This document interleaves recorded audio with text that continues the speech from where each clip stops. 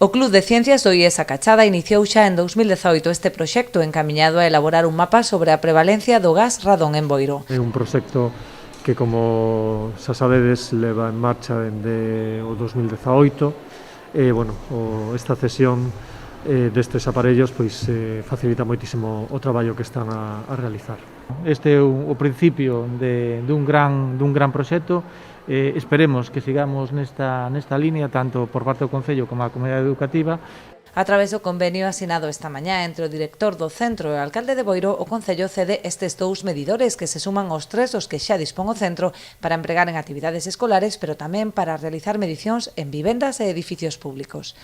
Este pequeno aportamento vai nos servir para acelerar un pouco o proceso da medición, xa que é un proceso lento, que leva o seu tempo, xa que o aparato ten que permanecer unha semana na casa do alumno para que a medida sexa válida.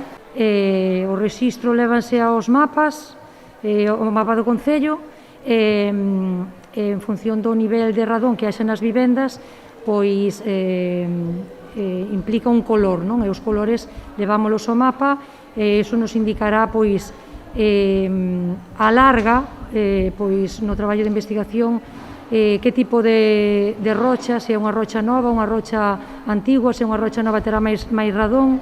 Ademais da colaboración con este proxecto educativo, o Departamento de Medio Ambiente do Concello pon a disposición da veciñanza que así o solicite un dispositivo para realizar medicións nos seus domicilios. Facer un chamamento tamén aos veciños e as veciñas de Boiro para motivalos, para que as que teñan un familiar en este centro que se animen a facer as medicións, e o resto de veciños que non dispoñen ningún familiar en este centro, que sepan que teñen a disposición un medidor de radón no Departamento de Medio Ambiente para que podan tomar as medicións dese gas perxudicial, como xa dixen, nas súas casas.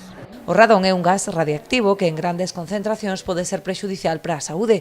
Daí a importancia da elaboración deste mapa para coñecer a súa incidencia e poder tomar medidas de prevención ante un gas potencialmente canceríxeno.